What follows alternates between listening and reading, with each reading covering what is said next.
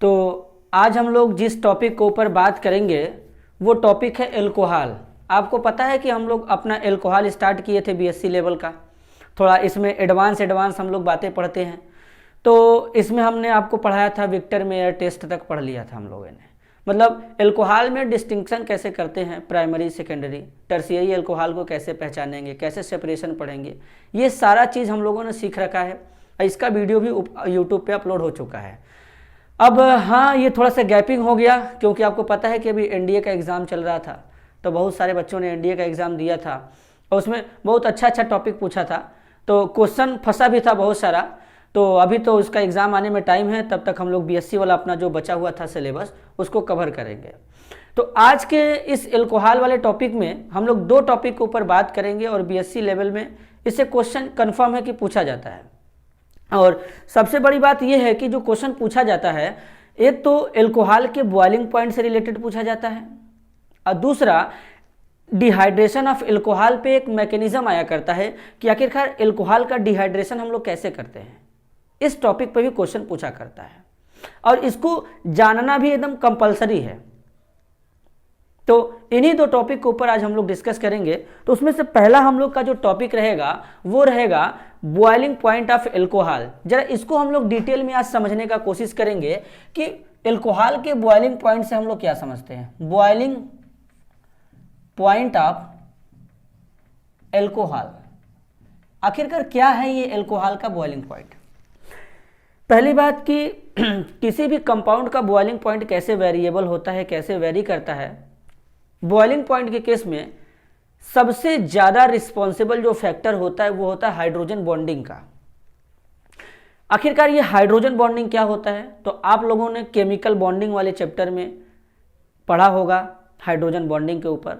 अगर नहीं पढ़ा है तो मैं आपको बता देता हूं कि कोई भी अगर मोर इलेक्ट्रोनेगेटिव एलिमेंट अगर हमारे हाइड्रोजन के साथ ऐड होता है तो उसके थ्रू जो बॉन्ड बनता है वो हाइड्रोजन बॉन्ड होता है। और हाइड्रोजन बॉन्ड के लिए दो कंडीशन मस्ट है। पहला, एलिमेंट हमारा मोर इलेक्ट्रोनेगेटिव होना चाहिए और उसके साथ उसके ऊपर लोन पेयर का प्रेजेंट होना जरूरी है।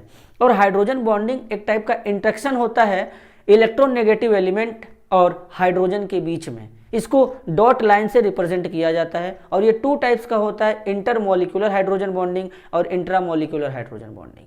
इंटरमॉलिक्यूलर हाइड्रोजन बॉन्डिंग का मतलब होता है कि जब हाइड्रोजन बॉन्ड दो डिफरेंट मॉलिक्यूल के बीच में बनता है तो उसे इंटरमॉलिक्यूलर हाइड्रोजन बॉन्डिंग कहते हैं, और जब हाइड्रोजन बॉन्ड सेम टाइप्स के मॉलिक्यूल के बीच में बनता है तो उसको इंट्रामॉलिक्यूलर हाइड्रोजन बॉन्डिंग कहते हैं। तो ये हाइड्रोजन बॉन्ड एल्कोहल के बॉइलिंग पॉइंट से कैसे रिलेटेड है इसको आज हम लोग समझेंगे।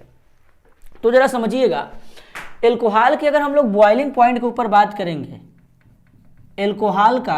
एल्कोहल ऑफ बॉइलिंग पॉइंट, तो एल्कोहल के बॉइलिंग पॉइंट में सबसे ज्यादा रिस्पॉन्सिबल हाइड्रोजन बॉन्डिंग होता है जिसको हम लोग H बॉन्ड कहते हैं। और दूसरा फैक्टर जो हमारा वर्क करता है वो होता है मॉलिक्यूलर मास। मॉलिक्यूलर मास, अगर मॉलिक्यूलर मास इंक्रीज करता है तो मॉलिक्यूल के अंदर वान डर वाल फोर्स इंक्रीज करता है, वान डर वाल फोर्स इंक्रीज करता है। तो अगर हम केवल और केवल एल्कोहल उठा लें, जैसे CH3OH और C2H5OH, जैसा कि आपको पता है इसको कहते हैं मिथेनॉल और इसको कहते हैं इथेनॉल। तो अगर हम इनमें देखें तो मिथेनॉल का जो मॉलिक्यूलर मास होता है वो कम होता है, इथेनॉल का मॉलिक्यूलर मास ज़्यादा होता है। तो इनमें हम लोग आंसर इनके कंपेयर में भी कर सकते हैं कि इनका मॉलिक्यूलर मास ज़्यादा होगा तो इसमें van der of force of attraction ज़्यादा होगा, तो इथिल एल्कोहल का बॉइलिंग पॉइंट क्या होगा, ज़्यादा होगा as compare to methyl alcohol. लेकिन दूसरा टेक्निक हमारे पास ये भी है कि इसको तो हम लोग बाद में देखा करते हैं, लेकिन सबसे पहला जो हमारा फैक्टर वर्क करता है हाइड्रोजन बॉन्ड। हाइड्रोजन बॉन्ड का क्या इंपॉर्टेंट रोल होता है, तो जरा समझिएगा, एल्कोहल में क्या होता है कि एल्कोहल मॉलिक्यूल के बीच में हाइड्रोजन बॉन्डिंग भी होता है, और जब एल्कोहल वाटर में डिसॉल्व होता है तो वहां पर भी हाइड्रोजन बॉन्डिंग हमारा वर्क करता है। यानी आपको पता है, आपने एक रूल जाना है कि like dissolve like, like dissolve like, इसका मतलब होता है कि जो जैसा होता है वैसे में डिसॉल्व होता है। एल्कोहल आपका क्या है? एल्कोहल आपका होता है ऑर्गेनिक कंपाउंड। अब ऑर्गेनिक कंपाउंड है तो इसको ऑर्गेनिक सॉल्वेंट में एकदम अच्छे से डिसॉल्व होना चाहिए था, लेकिन फिर भी एल्कोहल वाटर में कंप्लीटली डिसॉल्व होता है। इसके पीछे का रीजन ये होता है कि एल्कोहल हमारा वाटर के साथ हाइड्रोजन बॉन्ड बना लेता है, और इसी हाइड्रोजन बॉन्ड बनाने के कारण एल्कोहल का बॉइलिंग पॉइंट जो होता है करीब बहुत ज़्यादा 351 केल्विन के आसपास पहुंच जाता है। 351 केल्विन। इथेनॉल का बॉइलिंग पॉइंट होता है 351 केल्विन। मैं आपको बना के रिप्रेजेंट करता हूं यहाँ पे, जरा देखिएगा। तो मान लीजिए ये हमारा कोई एल्कोहल है RCH2, यहाँ पे आपका O है, यहाँ पे H है। ये एल्कोहल का एक मॉलिक्यूल। अब एल्कोहल का दूसरा मॉलिक्यूल लेकर के आया जाएगा तो CH2 हो जाएगा, R हो जाएगा। अब यहाँ पे ऑक्सीजन हमारा मोर इलेक्ट्रोनेगेटिव एलिमेंट भी है और इसके ऊपर हमारे 2 लोन पेयर प्रेजेंट है। तो यहाँ पे क्या होगा, इस ऑक्सीजन और हाइड्रोजन के बीच में इंटरेक्शन होगा, तो यहाँ पे हाइड्रोजन बॉन्डिंग होगा। अब अगर आप दूसरा एल्कोहल का मॉलिक्यूल लेके आएंगे तो RCH2O और यहाँ पे क्या हो जाएगा, H हो जाएगा। यहाँ पे लोन पेयर, यहाँ पे इस हाइड्रोजन और इस ऑक्सीजन में इंटरेक्शन हो जाएगा। अगर हम दूसरा मॉलिक्यूल एल्कोहल का लेके आएंगे तो OHCH2R और यहाँ पर भी मोर इलेक्ट्रोनेगेटिव एलिमेंट है और लोन पेयर है, तो यहाँ पर भी इंटरेक्शन हो जाएगा। तो इसी तरह ढेर सारे एल्कोहल के मॉलिक्यूल आपस में एज इट इज जुड़ते हुए चले जाएंगे और इनके बीच में हाइड्रोजन बॉन्ड फॉर्म होता हुआ दिखने लगेगा, तो अब इससे क्या होगा कि ये मॉलिक्यूल आपस में जुड़ करके एक नेटवर्क लाइक स्ट्रक्चर का फॉर्मेशन करेंगे। जब एक नेटवर्क लाइक स्ट्रक्चर का फॉर्मेशन करेंगे तो जाहिर सी बात है कि इनको ब्रेक करने के लिए अमाउंट ऑफ एनर्जी ज़्यादा चाहिए, और ब्रेक करने के लिए अमाउंट ऑफ एनर्जी ज़्यादा चाहिए तो आप जरा सोचिए कि इसका बॉइलिंग पॉइंट इंक्रीज करेगा। तो ये इसमें खास बात होता है। तो इसके थ्रू क्या होता है कि एल्कोहल का जो बॉइलिंग पॉइंट होता है, एल्कोहल का बॉइलिंग पॉइंट ग्रेटर हो जाता है। तो यानी एल्कोहल का जो बॉइलिंग पॉइंट होता है ये सीधे डायरेक्टली प्रोपोर्शनल होता है H बॉन्ड के। अगर मॉलिक्यूल में H बॉन्ड इंक्रीज करेगा तो मॉलिक्यूल का बॉइलिंग पॉइंट क्या होगा, इंक्रीज करेगा। तो ये फैक्टर हमारा वर्क करता है एल्कोहल के बॉइलिंग पॉइंट के में। इसी के बेसिस पे जो CH3CH2OH होता है, इसका बॉइलिंग पॉइंट जो होता है अप्रोक्स 351 केल्विन होता है। और नॉर्मल अगर एल्कोहल की बात करेंगे तो एल्कोहल का जो बॉइलिंग पॉइंट होता है वो 78 डिग्री सेल्सियस होता है, अगर आप इसको केल्विन में कन्वर्ट करेंगे तो आपको ऐड करना पड़ेगा 273 और उसको ऐड करते ही वापस से हमारा ये केल्विन में टेम्परेचर चला जाएगा। और आप टेम्परेचर पे ज़्यादा टेंशन न लें, टेम्परेचर को आप केल्विन में लिख सकते हैं, डिग्री सेल्सियस में लिख सकते हैं, कोई दिक्कत नहीं है। अलग अलग बुक अलग अलग तरीके से लिखता है। तो ये आपको कॉन्सेप्ट पता चल गया कि एल्कोहल में हमारा बॉइलिंग पॉइंट इसलिए ज़्यादा होता है क्योंकि हाइड्रोजन बॉन्ड पाया जाता है। अब एक कंपेयर करते हैं, जरा मान लीजिए अगर मेरे पास आ जाए यहाँ पे कुछ कंपाउंड दिया है, जरा ध्यान से देखिएगा, क्वेश्चन बड़ा इंपॉर्टेंट है और एग्जाम में पूछा जाता है। पहले क्या है, एल्केन है, दूसरा क्या है, एल्कीन है, तीसरा क्या है, एल्काइन है, चौथा क्या है, एल्काइल हैलाइड है, और पांचवा क्या है, एरिल हैलाइड है, और छठवां हमारे पास दिया है एल्डिहाइड दिया है, और सातवां हमारे पास दिया है कीटोन दिया है। अब मान लीजिए और एक और दिया है, इसी में एल्कोहल दे दिया। अब आपको बोला कि इनको बॉइलिंग पॉइंट के इंक्रीजिंग ऑर्डर में रखिए, तो आप जरा ध्यान दीजिएगा, यहाँ पर जितना भी कंपाउंड लिखा गया है, एल्केन का फार्मूला होता है हमारा CnH2n+2। इसमें अगर जाएंगे तो सबसे एल्केन सीरीज का सबसे छोटा मेंबर होता है मीथेन CH4, इसका फार्मूला होता है CnH2n, इसका फार्मूला होता है CnH2n-2। एल्काइल हैलाइड का फार्मूला होता है RX, एरिल हैलाइड का फार्मूला होता है PHX, एल्डिहाइड का फार्मूला होता है RCHO, कीटोन का फार्मूला होता है RC+O R- और एल्कोहल का फार्मूला होता है ROH। अब आप जरा दिमाग लगाइए कि OH ग्रुप कहाँ पे प्रेजेंट है, एल्कोहल में, तो ये हमारा कंपाउंड क्या करेगा, हाइड्रोजन बॉन्डिंग करेगा। तो इसमें सबसे ज्यादा जो बॉइलिंग पॉइंट होगा वो बॉइलिंग पॉइंट हमारा किसका ज्यादा होगा, एल्कोहल का। अब एल्कोहल के बाद बॉइलिंग पॉइंट किसका ज्यादा होने वाला है? जो भी यहां पे कंपाउंड बचेगा उसको मॉलिक्यूलर वेट के बेसिस पे हम लोग पुट करने लगेंगे, उसको मॉलिक्यूलर बेसिस के वेट पुट करने लगेंगे। अब बचा हमारा एल्डिहाइड और कीटोन। तो एल्डिहाइड में देखेंगे तो इसका जो ऑक्सीजन होता है कुछ अमाउंट में हाइड्रोजन बॉन्डिंग करता है, जबकि कीटोन का जो ऑक्सीजन होता है उतना हाइड्रोजन बॉन्डिंग नहीं करता है, तो इसमें थोड़ा एक्सटेंट हाइड्रोजन बॉन्डिंग पाया जाता है। तो एल्डिहाइड का बॉइलिंग पॉइंट कीटोन के कंपेयर में ज्यादा हो जाता है। तो यानी आपका करेक्ट आंसर में अगर ऑर्डर लगाना रहे तो सबसे नंबर 1 पे आपका आ जाएगा एल्कोहल यानी ROH, इसके बाद हमारा आ जाएगा RCHO, इसके बाद आ जाएगा RCOR, इसके बाद आ जाएगा हमारा इधर वाले सारे के सारे मॉलिक्यूलर मास पे चलेंगे और सबसे ज्यादा मॉलिक्यूलर मास होगा हमारा एरिल हैलाइड का, फिर एल्काइल हैलाइड का, फिर ये इसी के ऑर्डर में पूरा हम लोग लगा देंगे। तो ये एल्कोहल के बॉइलिंग पॉइंट पे क्वेश्चन था, बड़ा ही इंपॉर्टेंट था, आता है। अब हम लोग एल्कोहल का एट लास्ट टॉपिक के ऊपर डिस्कस करेंगे, डिहाइड्रेशन ऑफ एल्कोहल। इसके बाद आपका एल्कोहल फिनिश हो जाएगा। फिर हम लोग क्या करेंगे कि टोटल 30-32 नेम रिएक्शन है और उनका मैकेनिज्म, तो एक एक मैकेनिज्म को डिटेल वाइज हम लोग सीखेंगे और एक एक स्टेप समझेंगे, तब जाके क्लैरिटी आएगा। और नेम रिएक्शन 200% है कि एग्जाम में कंफर्म में आता है, तो आपको मैकेनिज्म के साथ में वहां पे लिखना पड़ता है और करीब 250, 500, 300 वर्ड्स में लिखने पड़ते हैं। तो 2-2, 2.5 पेज का मैकेनिज्म होता है, एकदम अच्छे से सीखेंगे क्लैरिटी के साथ में। तो अभी हम लोग फिलहाल में देख रहे हैं डिहाइड्रेशन ऑफ एल्कोहल। जब मैं आपको कल पढ़ाऊंगा नेम रिएक्शन, तो नेम रिएक्शन में पहले मैं आपको एक सीरीज बताऊंगा कि हम लोग कौन कौन से नेम रिएक्शन पढ़ने वाले हैं, फिर उसका मैकेनिज्म पढ़ेंगे। तो अभी हम लोग फिलहाल में डिस्कस करते हैं dehydration of alcohol. Dehydration of alcohol, देखिए पहली बात, डिहाइड्रेशन ऑफ एल्कोहल पढ़ने से पहले हम लोग एक रिएक्शन लिखते हैं RCH2OH, ये है एल्कोहल।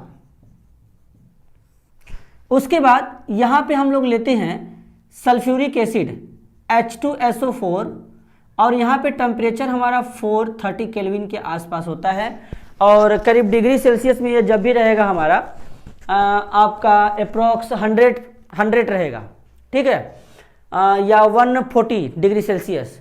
अब इसमें देखिए यहाँ पे होगा क्या, ये सल्फ्यूरिक एसिड हमारा कंसंट्रेट होता है।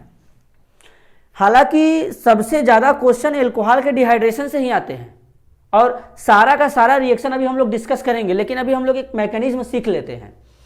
अगर यहीं पे टेम्परेचर मैं लिख देता करीब 413 है यहाँ पे, तो करीब 170 डिग्री सेल्सियस अगर है, तो इसको अगर आप केल्विन में कन्वर्ट करेंगे तो 273 केल्विन होता है और इसमें आप 170 ऐड कर दीजिए, तो बाकी जितना आएगा, इतना ज़्यादा अगर टेम्परेचर रहेगा तो यहाँ पे जब इसका डिहाइड्रेशन कराएंगे तो हम लोग एल्कीन बनेगा, यहाँ पे एल्कीन बनेगा। कितना आएगा देख लेते हैं, 3, यहाँ पे 4, यहाँ पे 3, 1, 4, 1, 5, करीब इतना आएगा, इतने केल्विन के आसपास आएगा। यहाँ पे मतलब हाँ, यहाँ पे 443 केल्विन के आसपास आएगा। अब वैसे भी आपको पता है कि केमिस्ट्री वाले लोगों का थोड़ा मोड़ा मैथ कमजोर होता है, तो वो इतना इधर उधर हो जाता है। तो 443 केल्विन यहाँ पे टेम्परेचर रहेगा। तो यानी ये टोटल का टोटल जो एल्कोहल का डिहाइड्रेशन होता है, ये टोटल का टोटल टेम्परेचर पे डिपेंड करता है, टेम्परेचर डिपेंडेंट फैक्टर होता है। अगर टेम्परेचर अगर हम लोग 413 केल्विन लेंगे तो डिहाइड्रेशन कराएंगे तो यहाँ पे क्या बनाएगा, RCH2O CH2R बनाएगा, इसको हम लोग कहते हैं ईथर। लेकिन अगर हम टेम्परेचर RCH2OH कंसंट्रेट ले लें और टेम्परेचर 170 डिग्री सेल्सियस यानी केल्विन में 443 केल्विन अगर ले लें, तो यहाँ पे जो हम लोग का बनने वाला है वो प्रोडक्ट हम लोग का आ जाएगा एल्कीन में, RCH2 डबल बॉन्ड CH2R, यहाँ पे CH ये एल्कीन बनेगा, यहाँ पे एल्कीन बनता है। तो सीधा सीधा हम लोग एक रिएक्शन यहाँ पे डिस्कस करेंगे, यहाँ पर ये ईथर वाला। और यहाँ पे ईथर वाला क्यों डिस्कस करेंगे, क्योंकि इसमें खास बात है, इस रिएक्शन का नाम होता है, जाने दीजिए अभी हम लोग नेम रिएक्शन में पढ़ेंगे। तो तो इसमें पहले हम लोग समझते हैं। तो देखिए हमारा ये ईथर कैसे बना, पहले ज़्यादा डिटेल में बात नहीं करेंगे, बस पहले बात करेंगे ईथर कैसे बना। अब देखिए ईथर बनाने का सबसे अच्छा तरीका, पहले इसका जो मैकेनिज्म होता है, मैकेनिज्म 3 स्टेप में कंप्लीट होता है, 3 स्टेप में। तो पहला स्टेप देखते हैं, स्टेप फर्स्ट। देखिए पहले यहाँ पे कॉन्सेंट्रेट H2SO4 है, अगर H2SO4 को लेके आएंगे तो यहाँ से H प्लस सेपरेट होके बनाएगा HSO4 नेगेटिव। ये H2SO4 एरो के ऊपर जो लिखा गया है ये एज ए कैटलिस्ट का काम करता है, यहाँ पे कैटलिस्ट का काम करता है। तो जरा देखिएगा, अब यहाँ पे ये इस एल्कोहल को लेके आते हैं RCH2OH और यहाँ पे ये कैटलिस्ट आएगा H प्लस। और कहीं भी अगर आपको केमिस्ट्री में अगर H प्लस किसी के साथ ऐड हो रहा है तो इस रिएक्शन को हम लोग बोलते हैं प्रोटोनेशन रिएक्शन, प्रोटोनेशन रिएक्शन। तो जो पहला स्टेप है इसको बोला करते हैं प्रोटोनेशन। प्रोटोनेशन का मतलब होता है एडिशन ऑफ प्रोटॉन। अब यहाँ पे एल्कोहल में ऑक्सीजन के ऊपर एक लोन पेयर है, ये अपना लोन पेयर इसको डोनेट करेगा।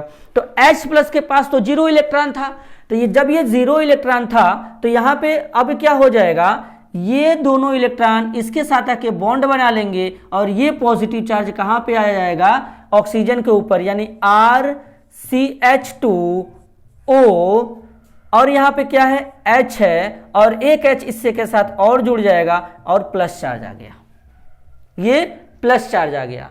तो प्रोटोनेशन का मतलब आपको समझ में आ चुका होगा, एडिशन ऑफ प्रोटॉन। एक खास बात, इसका नाम क्या होता है, ऑक्सोनियम आयन, ऑक्सोनियम आयन, इसको ऑक्सोनियम आयन कहते हैं। यानी पहले स्टेप में प्रोटोनेशन होगा और ऑक्सोनियम आयन का फॉर्मेशन होगा। अब आते हैं स्टेप सेकंड, ये स्टेप फर्स्ट था, अब आते हैं स्टेप सेकंड पे। ये स्टेप जो होता है डिहाइड्रेशन ऑफ, ये स्टेप होता है डिहाइड्रेशन। डिहाइड्रेशन का मतलब होता है removal of water, removal of water, जहां से वाटर क्या होता है, रिमूव होता है। इसको क्या कहते हैं, addition of proton, addition of proton कहते हैं। ठीक, अब देखिए यहां से वाटर कैसे रिमूव होगा, जरा ठीक से देखिएगा। R है, CH2, इसके बाद क्या है O है, उसके बाद क्या है H है, उसके बाद क्या है यहाँ पे H है और यहाँ पे ये पॉजिटिव चार्ज। अब यहाँ पे एल्कोहल का एक और मॉलिक्यूल आएगा, जो एल्कोहल का दूसरा मॉलिक्यूल आएगा उसको हम लोग देखिए कुछ ऐसे लिखने वाले हैं। ये है मान लीजिए RCH2OH। अब यहाँ पे क्या है, ऑक्सीजन के ऊपर लोन पेयर है, ऑक्सीजन के ऊपर लोन पेयर है। तो अब देखिए क्या होगा, यहां से इसको हम लोग थोड़ा इधर कर देते हैं। ये जो है RCH2OH, इसको इधर लिखते हैं और इसको हम लोग इधर लिखते हैं RCH2OH पॉजिटिव। अब जरा देखिएगा, इसके ऊपर लोन पेयर है, लोन पेयर है मतलब ये इलेक्ट्रॉन रिच स्पीसीज है, तो ये मतलब ये एज ए न्यूक्लियोफाइल के जैसा बिहेव करेगा। और यहाँ पे जब ऑक्सीजन के ऊपर पॉजिटिव चार्ज आ गया तो इसका नाम ऑक्सोनियम आयन हो गया। अगर हम इस OH को यहीं से रिमूव कराते हैं, इस OH को यहीं से रिमूव कराते हैं तो ये हमारा बैड लिविंग ग्रुप होता है। तो जब बैड लिविंग ग्रुप है तो ये पहले हमारा क्या होगा, गुड लिविंग ग्रुप में कन्वर्ट होने के लिए एक H प्लस को ऐड करेगा। तो अब ये हमारा पूरा का पूरा किस में कन्वर्ट हो चुका है, इसको गुड लिविंग ग्रुप कहते हैं, गुड लिविंग ग्रुप कहते हैं। गुड लिविंग ग्रुप का मतलब जो आसानी से छोड़ करके बाहर निकल जाए। तो यहाँ पे एज ए कार्बोकैटायन का फॉर्मेशन होगा और ये बॉन्ड इस पे ब्रेक होगा और ये अपना लोन पेयर देके अपने पर इसको अटैक करेगा। तो अब यहाँ से वाटर क्या हो रहा है, यहाँ से देखिए वाटर यानी H2O रिलीज हो जाएगा। तो यानी अब क्या बनने वाला है, R, फिर बना CH2, फिर बनेगा O के साथ में H जुड़ा है। अब H जुड़ने के बाद ऑक्सीजन पे आ जाएगा पॉजिटिव चार्ज, फिर यहाँ पे क्या जुड़ेगा CH2, उसके बाद क्या बनेगा R। थर्ड स्टेप में क्या होगा, स्टेप थर्ड, इसमें होता है डीप्रोटोनेशन। डीप्रोटोनेशन, डीप्रोटोनेशन का मतलब होता है रिमूवल ऑफ प्रोटॉन H+। तो इसको हम लोग वापस से लेके आएंगे तो RCH2, फिर क्या है, O है, ऑक्सीजन पे पॉजिटिव चार्ज है, CH2R। अब जरा देखिएगा, तो यानी ये बॉन्ड वापस से ऑक्सीजन में ब्रेक होगा तो यहां से क्या बाहर निकलने वाला है, H+, तो फिर बचा क्या, RCH2 OCH2R। देखिए RCH2 OCH2R कैसे पता, ये जब बॉन्ड इसके ऊपर ब्रेक करेगा तो इसके ऊपर पॉजिटिव ऑलरेडी है, नेगेटिव चार्ज आएगा और चार्ज कैंसिल, उसके बाद क्या बन जाएगा, ईथर बन जाएगा।